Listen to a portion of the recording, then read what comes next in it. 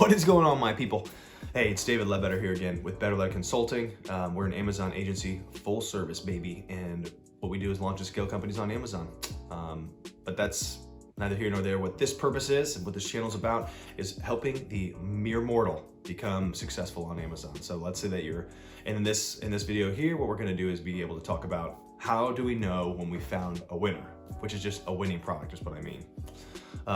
So there's a few points that you want to be thinking about as you're leveling through the information. Again, we use Helium 10 as our tool to be able to do this. Find keyword research, find what's trending, and find where the stability is within that market. So we'll get into it right now, but that's what the video is about. Hope you enjoy it.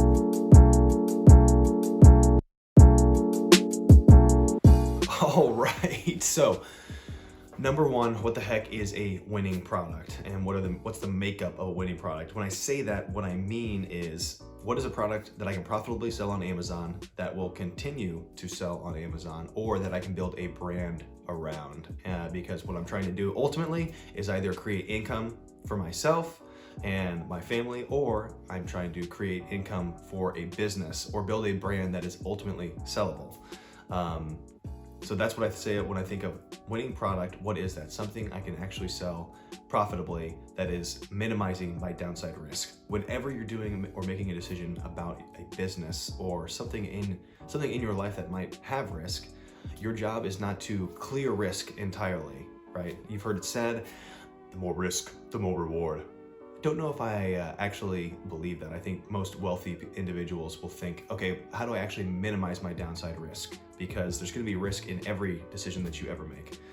The spouse you choose, the church you go to, the friends that you hang around with, the way you spend your time. Should I watch this movie? Should I not watch this movie? What else could I be doing? There's an opportunity cost. But you wanna be minimizing the downside risk for what you're doing. So that's what we're doing. When we're talking about winning or finding a winning product, what we're talking about is, hey, have I found a product that minimizes my downside risk substantially and provides me a great cushion for high profitability? Yes. And so the first thing that we'd want to obviously say is, okay, what's the price point look like? And the price point, it kind of depends on, there's two factors that play with price point, because what I hear all the time is, hey, you really want to settle around this, $30 to $50 range, something less than $100, because the average person's gonna be able to purchase that. And it might be something that can be purchased again. So obviously the recurring value and is this ultimately disposable, or is it something that I need to repeat purchase? What's the evergreen capability of that? And we'll get into that a little bit later, but first thing's pricing. We wanna find a price that is comfortable with our community or the current market that you're gonna be sending this to and marketing this to. Is our end user, is this just an average mom with average income? That's most people. Most Americans are gonna prefer a product that's within that $35 range, $35 to $50, something less than $100, maybe something, depending on what it is, that I can purchase multiple times, and I'd be okay with that. Whereas if you're pricing a product at upwards of $299 or $299 above, $299 to $1,000, $1,500 even, if it's like, let's say it's electronic, you're looking in a different space, and again, you're just trying to minimize that downside risk. And the higher that price point is, the larger your PO typically is going to be, and you again want to be able to get your foot in the door relatively easy. As you become more confident and you become more capable of making the decisions based on without pricing, that is when I would recommend, hey, the price point doesn't really matter as much, but to start, I think it's always smart to minimize that downside risk, and pricing has a lot to do with that. So think about that $35 to $60 range, something less than $100 to get your foot in the door, get that small PO. That's how you know you found a winner, number one. Number two, is this something that can be purchased or that I'm gonna wanna purchase multiple times over, right? So there's a reason that CPG companies do so well on Amazon, if you make the right product, is that you're gonna wanna eat it, or you're gonna wanna consume it in some way many times over.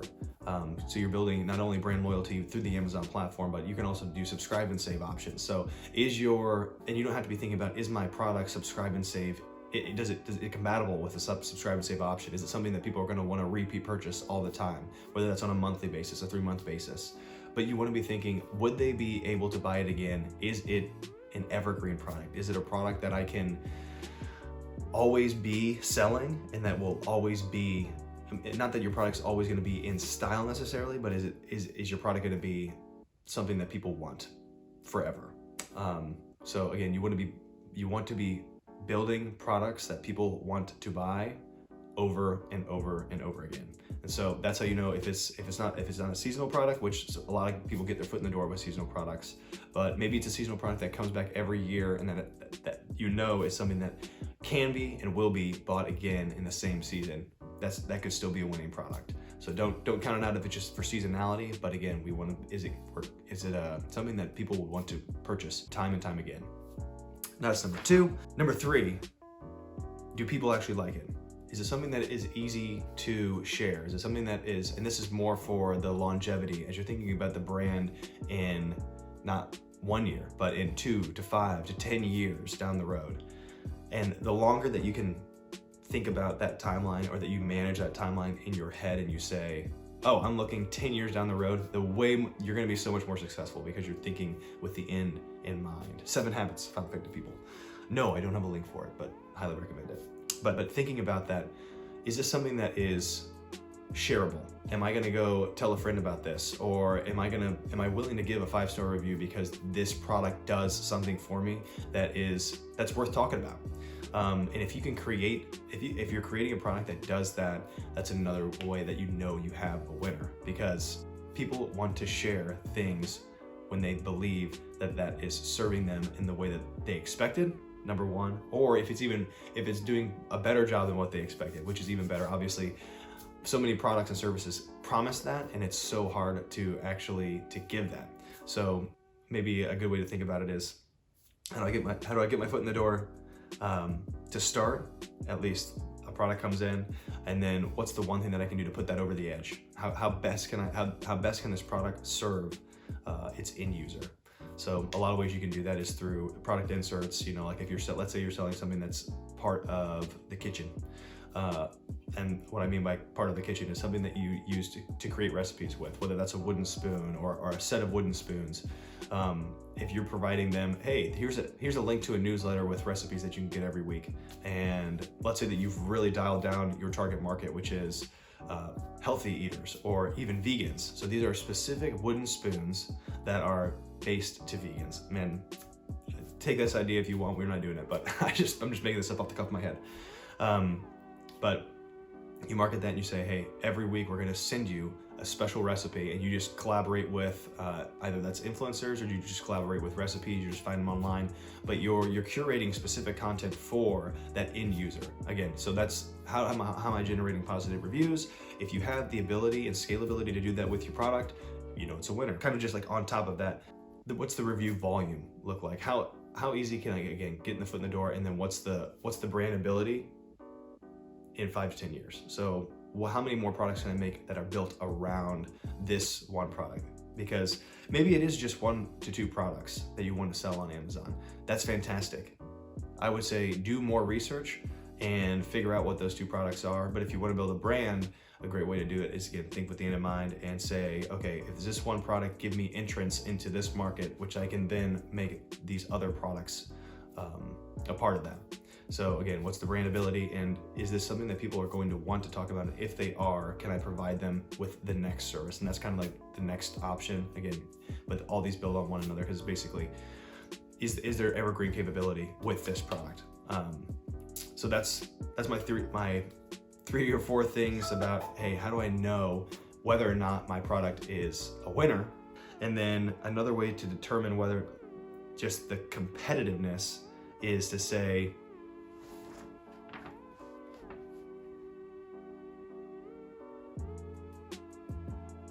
okay, so now you have the classification for what's a good winning product on Amazon. But then you need to be thinking about, okay, what's my competition look like? What's my ability to enter this market? So obviously, number 1, does Amazon already sell the product? If they do, it's gonna be really hard to compete with them. They're gonna be generating a ton of reviews. They're gonna be pushing their product. Amazon's already trying to figure out ways, just in terms of advertising structure, how they are gonna generate more revenue from sellers, whether that's vendors or third-party sellers. So you're going to be paying, you got to pay to play. And if you don't want to be paying a crap ton of money for competing against Amazon, don't do it. So think with that, number 1, I don't want to compete with Amazon. It's the beast from the east, man. I don't want to do it. So don't compete with Amazon. Number two, do your research. What does the keywords look like built around my product? Are they stable? Are they growing? That's one of the first things that you want to be thinking about is this an industry that I can get in and it will continue to grow? Thinking back about the evergreen capability, again, if you see that you're trending upwards, that's a really good sign, especially when you're looking at the past 2 years rather than, let's say, past year. And in today's day and age, you have a number of little products that can go viral in an instant. So is there consistency in that demand rather than this is a flash in the pan and I'm gonna get stuck with a bunch of inventory because there were other people who came on here and sold faster than I did, took the product, and now I'm stuck with this inventory. So again, just minimizing the downside risk by doing your keyword research and ensuring that the market demand is consistent, and then now obviously we're looking at the opportunity. So again, don't compete against Amazon. Are there any big brand sellers and what are they doing on their listing? Obviously using Helium 10's tool, you can understand and you can do your own competitor research. And I might do a video on that as well, but this is more of a general overview. So when you're doing competitor research, ask the question, how many big brands are there right now? How many competitors are there in the space? What's their review count? Are they generating more reviews? What's their sales volume? Can I beat them? Because you're gonna have to beat them somewhere. And typically what you're gonna have to beat them in is price, number one, to get your foot in the door. So can I compete against them on price significantly? Am I willing to take that loss to generate that volume to then rank where I need to go? There's so many different tools you can use, like once you actually purchase a product and you launch on Amazon, driving off-channel traffic, like using Google Ads. Again, one of our favorite partners, Amped, is absolutely incredible at doing that. They'll set it up for you on their own. And that has been a huge method for us to be able to just rank products. So use offsite traffic, but there's all these keys matter if you're trying to, once you actually launch. But before launching, you want to make sure that you have the ability and the opportunity to make a successful launch by not competing against ginormous brands. So think smart, don't think dumb, don't think, oh, this is a great product. And for example, if I want to make an energy bar and there's 1,000 companies that have better energy bars than me, but I think mine is really good and I believe in it. I believe it's going to be the best energy bar in the world. There's a very high percentage chance that it's not, because those other brands have been around a long time. They've got demand. They already have a market. They already have recurring customers. They know what they're doing and they have the money to attract new talent, attract new customers. So always be weary of big brands and you trying to enter a market where there's not a lot of competition. What we try and look for is who are the major players. If there's one or two, that might be a huge opportunity. If there's over 10 large players with a significant amount of reviews, I'm talking like over 1,000 reviews, over 500 reviews, that's a tough market to enter in. But there are always new products coming out. There's always new tech coming out that can afford you an opportunity for a competitive advantage. So think about, is my competitive advantage more significant than the major players? So again, who are the big players? What's the volume? What's the research that you can do on their products? How long have they been in the market? Have they made changes to their listing over time? Use different tools like Helium 10 to be able to track that, but do as much research as you can on your competitors to actually identify whether or not you can be a successful launch or a key difference in your product, or make a key difference in your product, sorry. And on that topic, I would say, look at their customer reviews for for your competitors' products. This is one of the best things that you can do just for finding negative feedback and capitalizing on it. Because what you want to be able to do is say, my product is better for XYZ reasons. And a lot of times customers are going to tell you that, oh, this one, it wasn't durable enough. It didn't feel good enough for me. It did XYZ thing. I really wish it would have had XYZ feature. And you put that in your product and all of a sudden that's what you're marketing for, because what you're going to be doing is, and you can be running ads on that competitor's product to then draw them to, hey, look, we have a better product than they do. Check it out. And that's why content is so important. You want listing ready.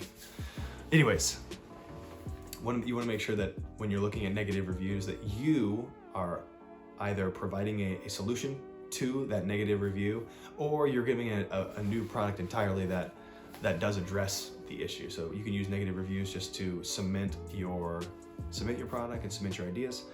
But always use as much data as you possibly can to create and minimize that downside risk by knowing who your target market is and who's gonna be buying your product. And again, the last thing you want to do is like, is this cross-sellable with other items? Can I partner with it? Is it peanut butter and jelly type stuff where if I build this one product, is it going to do well with this one, because that gives you another opportunity to expand your private label line, or make partnerships with companies that sell that. Make partnerships with brands that sell that other item, because maybe that other item has a tremendous following or a great market of buyers already present, and you want to be able to capitalize on that. So it gives you better entry. So again, teamwork makes the dream work. So how many people can I get involved with this? Can I get people on the bus to be able to support my product once it's launched? But this video was more about, hey, how do I know if a product's worth launching? Guys, thanks so much for watching. I hope this video was helpful in some way. If you did find value, go ahead and like the video. If you got this far, God bless you if you got this far. But leave a comment below. We'd love to interact with you. If you have any questions, again, reach out to me via YouTube, the comments below, or you can reach out to my Instagram. You can reach out to our Instagram, Better Led Consulting. I believe we're Better Led Co on Instagram. But again, hope this is helpful. Thank you for watching, and I'll see you next time.